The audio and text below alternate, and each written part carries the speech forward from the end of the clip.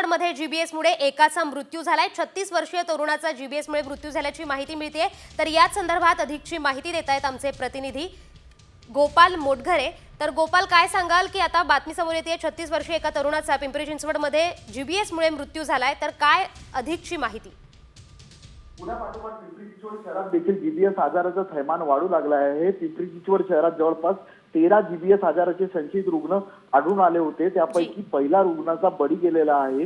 पिंपळेगुरव परिसरात राहणारा 36 वर्षाचा तरुणाचा जीबीएस आजारामुळे मृत्यू झालेला आहे।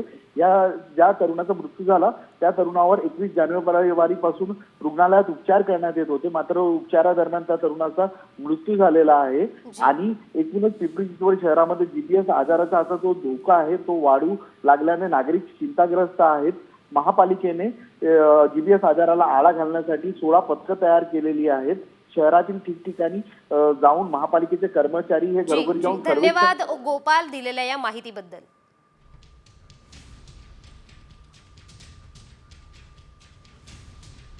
पुण्यात गुरुवारी जीबी सिंड्रोमचे 3 नवे रुग्ण सापडले, त्यामुळे बाधित रुग्णसंख्या आता 130 वर पोहोचली आहे। त्यातील 20 रुग्ण व्हेंटिलेटरवर आहेत। जीबीएसमुळे आतापर्यंत 3घांचा मृत्यू झाल्याचं आरोग्य विभागाकडून सांगण्यात आलंय। दरम्यान आतापर्यंत पुणे पिंपरी चिंचवड महापालिका क्षेत्रातील घरांचं सर्वेक्षण करण्यात आलंय आणि तसंच बाधित गावातील जलवाहिन्या ड्रेनेज लाईनची दुरुस्ती युद्ध पातळीवर करण्यात येते।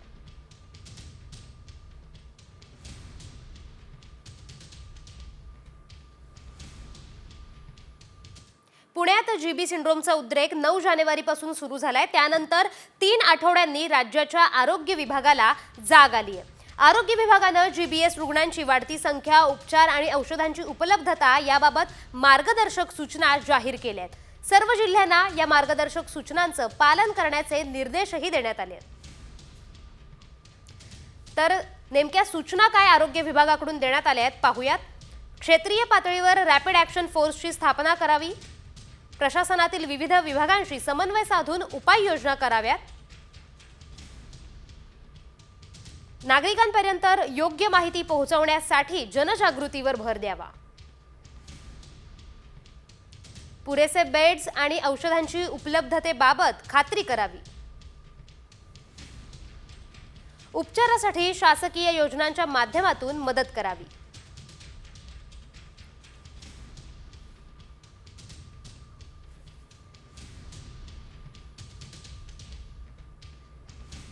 यानंतर राज्यभरात तसंच देशभरात घडलेल्या सर्व महत्त्वाच्या घटनांचा वेगवान आढावा टॉप 50 मधून। राज्यात वेगाने वाढत असलेल्या जीबी सिंड्रोम आजाराबाबत केंद्रीय आरोग्य पथकाकडून पाहणी करण्यात आली आहे। पाहणीचा अहवाल पुढील 2 दिवसात देण्यात येणार आहे। कमला नेहरू रुग्णालयातील आयसीयू युनिटमध्ये न्यूरोलॉजिस्ट ठेवण्याचे आदेश केंद्रीय पथकाने दिले आहेत। तसंच रुग्णांना योग्य उपचार मिळावेत यासाठी नोडल अधिकाऱ्यांची नेमणूक करण्यासंदर्भातही सूचना देण्यात आल्या आहेत। राज्यात जीबी सिंड्रोमचा धोका वाढत असून साताऱ्यात जीबीएसचे 4 संशयित रुग्ण आढळले आहेत। 15 वर्षांच्या आतील 4 मुलांमध्ये याची लक्षणं आढळली असून नमुने तपासणीसाठी प्रयोगशाळेत पाठवण्यात आले आहेत। सांगली जिल्ह्यात आणखी जीबीएसचे 3 रुग्ण नव्याने आढळून आले आहेत। त्यामुळे जिल्ह्यातील रुग्णसंख्या आता 6 वर पोहोचली आहे। त्यांच्यावर शहरातील खासगी रुग्णालयात उपचार सुरू आहेत।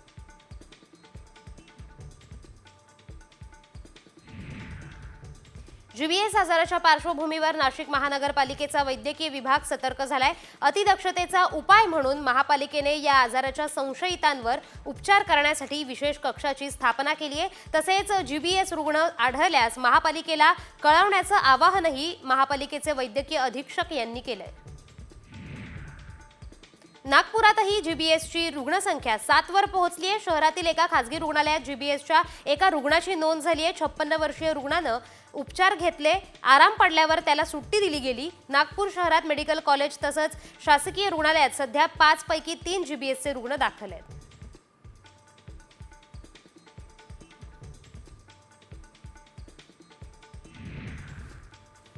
जीबीएस आजाराचे अकोल्यात 5 रुग्ण आढळून आले आहेत। जिल्हा रुग्णालयात रुग्णांवर उपचार सुरू आहेत। 5 पैकी 1 रुग्ण व्हेंटिलेटरवर आहे। तसंच जिल्ह्यातील आरोग्य यंत्रणा अलर्ट मोडवर आली असून नागरिकांनी घाबरून न जाण्याचं आरोग्य विभागानं आवाहन केलंय।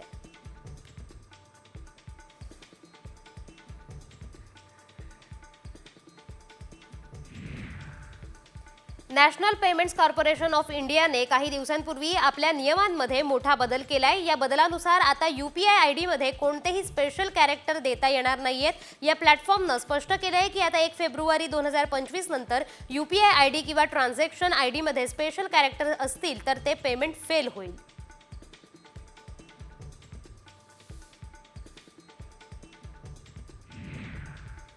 जळगाव विमानतळावरून गोवा जळगाव पुणे ही विमानसेवा अचानक रद्द झाल्याने प्रवाशांची तारांबळ उडाली आहे। विमान कंपनीकडून तांत्रिक कारणास्तव ही विमानसेवा बंद करण्यात आल्याचं सांगितलं गेलंय।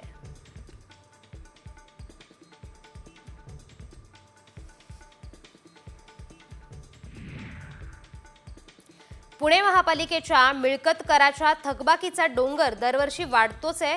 प्रशासनाच्या माहितीनुसार शहरातील 6,45,937 मिळकत धारकांनी तब्बल 11,575 कोटी 93,06,000चा मिळकत कर थकवलाय। त्यात मिळकत कराची मूळ रक्कम 3,581 कोटी 43,31,000 इतकी आहे।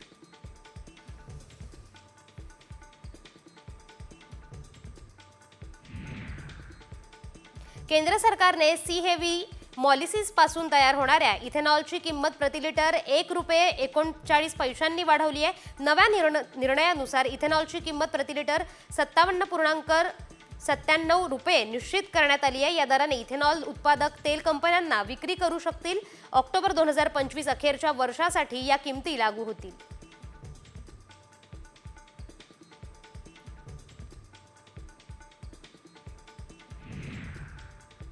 गेल्या वर्षीच्या तुलनेत यंदा मुंबई महानगर क्षेत्रातील घरांच्या किमती तब्बल 18% वाढल्या आहेत। त्यामुळे मुंबईत घर घेण्याचे स्वप्न पाहणाऱ्या नागरिकांना आर्थिक गणित जुळवण्यासाठी तारेवरची कसरत करावी लागणार आहे।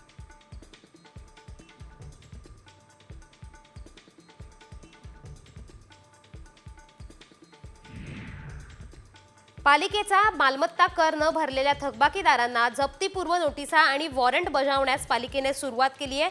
कर विभागाच्या कर्मचाऱ्यांनी 447 थकबाकीदारांना जप्तीपूर्व नोटिसा दिल्या असून 27 वॉरंट बजावण्यात आले आहेत। पनवेल क्षेत्रातील 4ही प्रभागांमध्ये सुमारे 3,50,000 मालमत्ता कर आकारणी करण्यात आली आहे।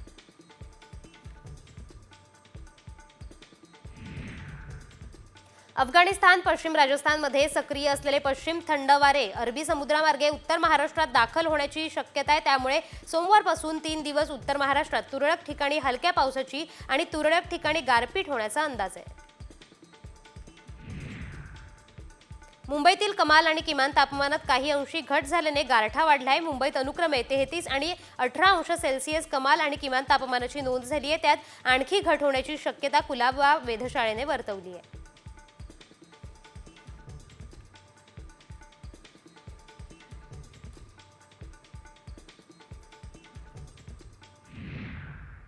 आता बातमी समोर येते मुख्यमंत्री देवेंद्र फडणवीस यांच्या संदर्भातली। मुख्यमंत्री देवेंद्र फडणवीस ॲक्शन मोडमध्ये आलेत। फडणवीसांनी मंत्र्यांना कामकाजाचं वेळापत्रक ठरवून दिले। त्यानुसार सर्व मंत्री सोमवार ते बुधवार मुंबईमध्ये राहणार आहेत आणि गुरुवार ते शुक्रवार राज्यभरात विभागाच्या कामांचा आढावा बैठका घेणार आहेत। तसंच शनिवार आणि रविवारी आपल्या मतदारसंघातील प्रश्न मार्गी लावणार आहेत। याशिवाय प्रत्येक विभागात सुरू असणाऱ्या सुनावण्या विक्रमी वेळेत पूर्ण करण्याचे आदेशही फडणवीसांनी दिल्याचं कळतंय।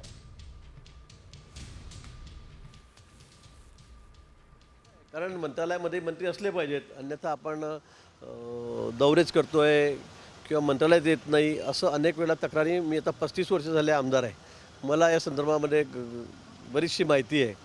काही मंत्री असतात पूर्वीपासून मी बघतोय की मग ते मंत्रालयामध्ये येतच नाहीत, मग घरी बसून कारभार करतील बंगल्यावर किंवा मतदारसंघात किंवा दुसऱ्या जिल्ह्यात दौरे करतात। पण मंत्रालयातही राज्यभरातून येणारे लोक त्या ठिकाणी असतात आपल्या अडचणी घेऊन, तक्रारी घेऊन, त्यांच्या तक्रारीचं निवारण झालं पाहिजे। यासाठी मंत्री हे ॲटलिस्ट 2 दिवस तरी मंत्रालयामध्ये असले पाहिजे असं कंपल्सरीच मी म्हणेल। अशा सूचना मुख्यमंत्री महोदयांनी सर्वांना दिलेल्या आहेत आणि त्या योग्य आहेत।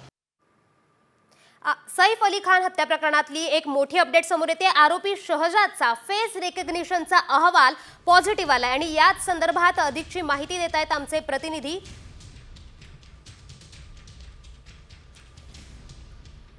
तर सचिन झाड आपल्यासोबत जोडले गेलेले आहेत। तर सचिन, काय सांगाल की आता शहजादचा फेस रिकग्निशनचा अहवाल पॉझिटिव्ह आला, याबाबतची अधिकची माहिती? नक्कीच मोठी अपडेट ही म्हणावी लागेल, कारण जो आरोपी होता शरीफुल त्याची फेस रेकग्निशन टेस्ट पॉझिटिव्ह आलेली आहे. सुरुवातीला तरीसुलभ आरोपी आहे की नाही त्यावरून अनेक प्रश्न उपस्थित झाले होते, कारण ते फिंगरप्रिंट होते ते मॅच केले नव्हते. त्यानंतर पोलिसांनी तरीफिकचं फेस रिकग्निशन केलं, त्याच्या चेहऱ्याचे तिन्ही बाजूने फोटो काढण्यात आले आणि जे सीसीटीव्हीचं ग्राफ पोलिसांना मिळालं होतं त्याच्याशी ते मॅच करण्यात आले आणि हे मॅच झाल्याची आता पोलिसांकडून सूत्रांकडून माहिती मिळते. त्यामुळे सरीफुल हात यानेच सैफ अली खान हल्ला केला असा दावा आता पोलिसांनी केलेला आहे. जी धन्यवाद सचिन दिलेल्या या माहितीसाठी. तर सैफ हल्ला प्रकरणी मोठी अपडेट समोर आलेली पाहतोय की फेस रेकग्निशनचा आरोपीचा फेस रेकग्निशनचा अहवाल पॉझिटिव्ह आलेला आहे. यानंतर राज्यभरातील सर्व महत्त्वाच्या घटनांचा वेगवान आढावा 36 जिल्हे 36 रिपोर्टरमधून. सांगलीच्या आटपाडीमध्ये शुक्रवारी महाराष्ट्र केसरी बैलगाडी स्पर्धा आयोजित करण्यात आली आहे. मासाळवाडी येथे भव्य बैलगाडी शर्यतीसाठी 10 एकर क्षेत्रावर मैदान तयार करण्यात आलंय. प्रथम क्रमांकाला 5 लाखांचं बक्षीस असणार आहे. या स्पर्धेसाठी महाराष्ट्र आणि कर्नाटक राज्यातील सुमारे 150हून अधिक बैलगाडी सहभागी होणार आहेत.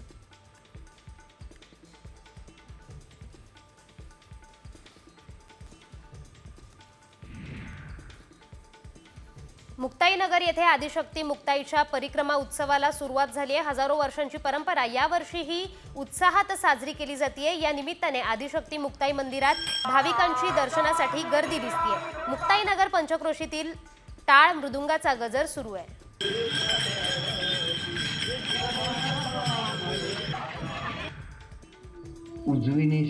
जगद्गुरू संत तुकाराम महाराज यांच्या जन्म सोहळ्यानिमित्त योगविद्या धाम देहू आणि संत तुकाराम महाराज संस्थान देहू यांच्या संयुक्त विद्यमाने योग साधना शिबिराचं आयोजन करण्यात आलंय. देहूच्या वैकुंठ गमन मंदिराच्या प्रांगणात वसंत पंचमीपर्यंत 6 दिवस हे शिबिर ठेवण्यात आलंय.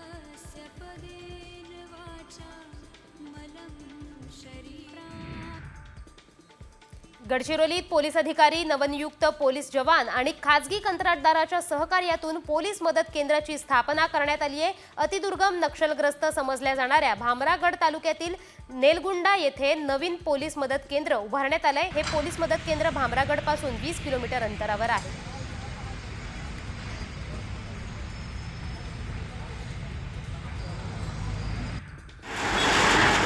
बदलापूर नगरपालिकेनं सलग 4 दिवस धडक कारवाई करत अनधिकृत हातगाड्या आणि टपऱ्या जमीनदोस्त केल्या आहेत. पालिकेच्या कारवाईचं नागरिकांमधून स्वागत होत आहे. बदलापूर शहरात गेल्या काही वर्षात फेरीवाल्यांनी मोठ्या प्रमाणात अतिक्रमण केलं.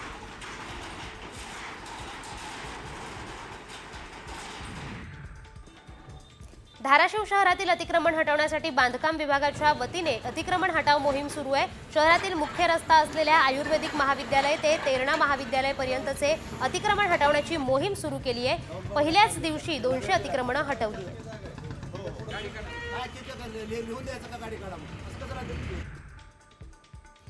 कोल्हापुरातील म्हाकवे गावाच्या पश्चिमेला एका विहिरीवरील झाडाला सुगरणीचे खोपे आहेत. तिथे सुगरणीने चक्क 3 मजले असलेला खोपा विणलाय.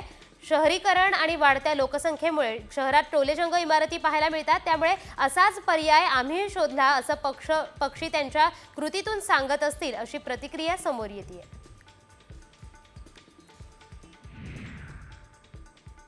नैसर्गिक शेतीला प्रोत्साहन देण्यासाठी केंद्र शासनामार्फत राष्ट्रीय नैसर्गिक शेती मिशनला मान्यता देण्यात आली आहे. महाराष्ट्रात ही योजना राबवण्यासाठी मावळमधील दारुब्रे गावची निवड करण्यात आली आहे. पुढील 3 वर्षांसाठी ही योजना दारुब्रे गावात राबवली जाणार आहे.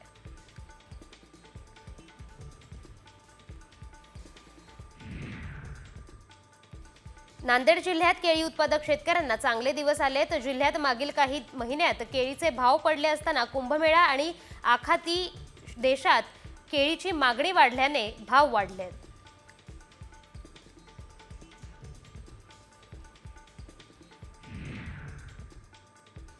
नंदुरबार जिल्ह्यात पपई पिकावर मोझेक रोगाचा प्रादुर्भाव झालाय. ऐन पपई काढणीच्या तोंडावर पपईवर रोग आल्यानं शेतकऱ्यांसमोर संकट उभं राहिलंय. यावर्षी पपईला विक्रमी असा दर मिळतोय, त्यामुळे शेतकऱ्यांमध्ये समाधान दिसून येत आहे. परंतु पपईवर रोग आल्यामुळे शेतकऱ्यांसमोर संकट येऊन ठेपलंय.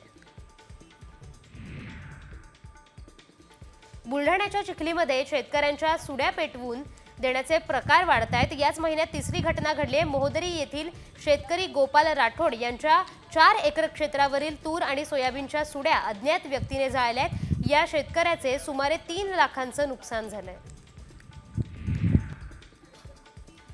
सोयाबीन खरेदीची मुदत शुक्रवारी संपली होती, मात्र अनेक शेतकऱ्यांची सोयाबीन खरेदी राहिली होती. मुदतवाढीची मागणी आमदार अभिमन्यू पवारांनी मुख्यमंत्र्यांकडे केली होती. ही मागणी मान्य करत सरकारने 6 फेब्रुवारीपर्यंत सोयाबीन खरेदीला मुदतवाढ देण्यात आली आहे. सरकारी योजनांच्या लाभासाठी आता शेतकऱ्यांना युनिक आयडी ॲग्रीस्टॅक बनवणं आवश्यक आहे. आपली शेतजमीन आधारशी संलग्न करून फार्मर आयडी बनवण्याच्या कामाला सुरुवात करण्यात आली आहे. यानंतर शेतकऱ्यांना एक विशिष्ट क्रमांक मिळेल. हे कार्ड नसल्यास PM किसान पीक विमा सारख्या योजनांचा लाभ मिळणार नाहीये. खत आणि औषध लिंकिंगवरून कारवाईचा आदेश देण्यात येईल असा इशारा राज्याचे कृषी मंत्री माणिकराव कोकाटे यांनी दिलाय. लिंकिंग सक्तीचं करून कंपन्या आणि विक्रेते शेतकऱ्यांना लुटत असतात. यावर तोडगा काढण्यासाठी या निर्णय घेण्यात आलाय.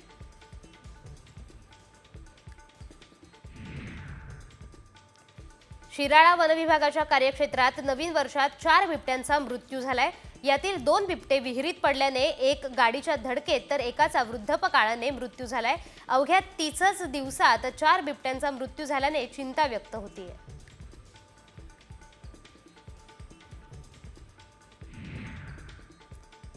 भंडाऱ्याच्या कवलेवाड्यात वाघाच्या हल्ल्यात महिलेचा मृत्यू झालाय. त्यानंतर संतप्त गावकऱ्यांनी वनविभागाच्या गाड्यांची तोडफोड केली आहे. वनविभागाचे कर्मचारी उशिरानं घटनास्थळी पोहोचण्याचा गावकऱ्यांचा आरोप आहे. मृत महिलेच्या कुटुंबियांना तातडीनं 50 लाखांची आर्थिक मदत आणि कुटुंबातील एकाला शासकीय नोकरी द्यावी अशी गावकऱ्यांनी मागणी केली.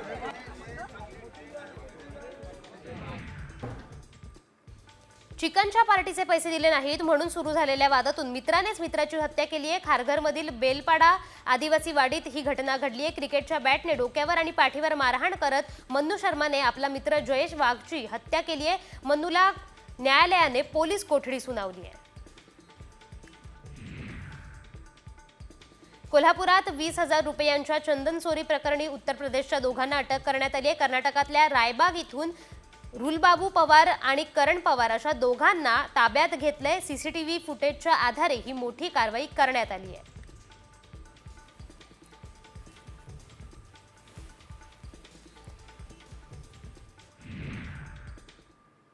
महायुतीची सत्ता आल्यानंतर आता भाजपने आपला मोर्चा स्थानिक स्वराज्य संस्थांच्या निवडणुकांकडे वळवलाय. त्यासाठी भाजपने मित्रपक्ष शिंदे गटाची कोंडी करण्यासाठी शिंदेंचे पारंपरिक विरोधक नाईकांना ताकद दिली आहे. मात्र शिंदे आणि नाईकांमधील वाद काय आहे, ठाणं नेमकं कुणाचं आहे, यावरचा हा स्पेशल रिपोर्ट.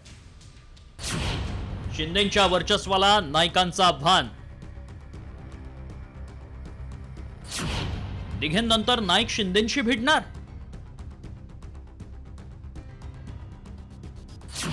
ठाण्याचा भाई कोण? पालघर जिल्ह्याचा पालकमंत्री आहे. दर 2-1 महिन्यांनी तिथे जनता दरबार लावणार आहे. ठाण्यामध्ये दर 3 महिन्यांनी लावेल.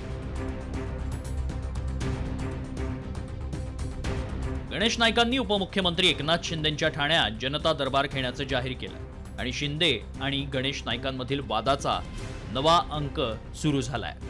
निवडणुकीपूर्वीच कल्याणमध्ये भाजप आणि शिंदे गटातील वाद टोकाला गेला होता. तो वाद मिटवण्याचा प्रयत्नही केला गेला होता. मात्र आता पालिका निवडणुकीपूर्वी भाजपनं शिंदेंना शह देण्यासाठी नवी मुंबईच्या गणेश नाईकांना मैदानात उतरवल्यानं हा वाद आणखीनच उफाळून आलाय. मात्र गणेश नाईकांविरोधातील हा वाद आत्ताचा नसून वर्चस्वाची ही लढाई थेट आनंद दिघेंच्या काळापासूनची आहे.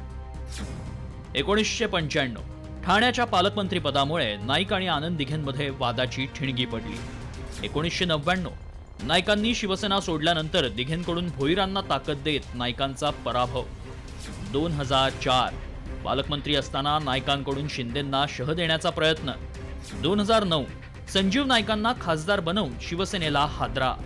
2014 शिंदेंनी भाजपच्या मंदा म्हात्रेंच्या मागे ताकद उभी करून नवी मुंबईत नाईकांना पराभूत केलं. 2019 शिंदे नगरविकास मंत्री असताना नवी मुंबईत नाईकांची कोंडी करण्याचा प्रयत्न. 2024 भाजपच्या नाईकांचा विरोध असताना कल्याणमधील गावं नवी मुंबई महानगरपालिकेत सहभागी करण्याची परवानगी. गणेश नाईक 15 वर्ष ठाण्याचे पालकमंत्री होते. या काळात ठाण्यावर वर्चस्व मिळवण्यासाठी जोरदार प्रयत्नही केले. त्यात कधी नाईक तर कधी शिंदे यशस्वीही ठरले. मात्र आता शिंदेंची मुख्यमंत्री पदावरून गच्छंती झाल्यानंतर शिंदेंना आपला ठाण्याचा गड राखण्यासाठी संघर्ष करावा लागणार आहे. एवढंच नाही तर एकनाथ शिंदेंचे गुरु आनंद दिघेंपासून सुरू झालेला नायकांविरोधातील संघर्ष आता आणखीन टोकाला जाण्याची शक्यता आहे. त्यामुळे भविष्यात ठाण्यात शिंदेंना ठाकरे गटापेक्षा गणेश नाईकांचं मोठं आव्हान असणार आहे. त्यामुळे जुना संघर्ष शिंदे नव्यानं कसा हाताळणार आणि आपला गड राखणार का याकडे लक्ष लागलंय. कारण यातूनच ठाण्याचा भाई कोण हे स्पष्ट होणार आहे. ब्युरो रिपोर्ट, साम टीव्ही.